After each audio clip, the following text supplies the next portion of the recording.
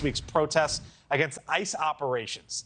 Have the governor of Texas, for example, now deploying thousands of National Guard troops this weekend. Our Xavier Walton joins us live this morning on what he's seeing there and really what could happen in the Lone Star State this weekend. Xavier?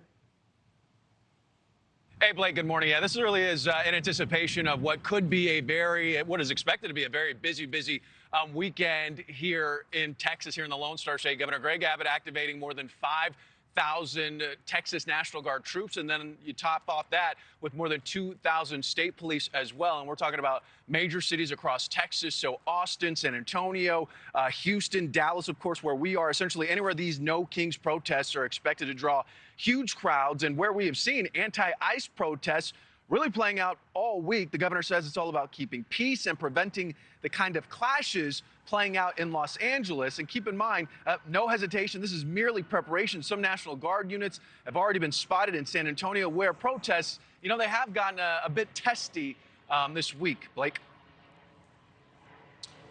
But Xavier, also some city leaders, right? This is the other part of it.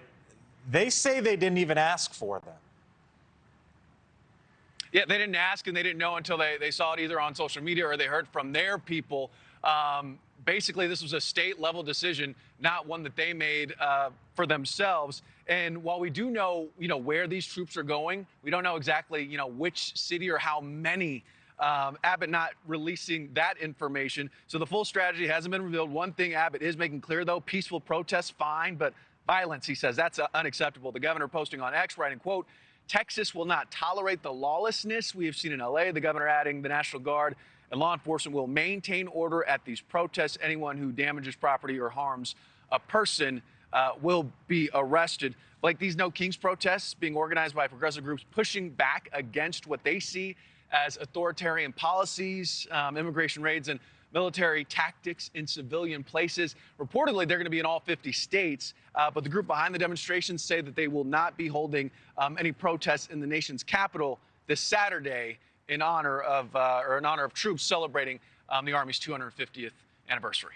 Thank you for watching. Subscribe below and download our NewsNation app right now on your phone, and you will get fact-based, unbiased news for all Americans.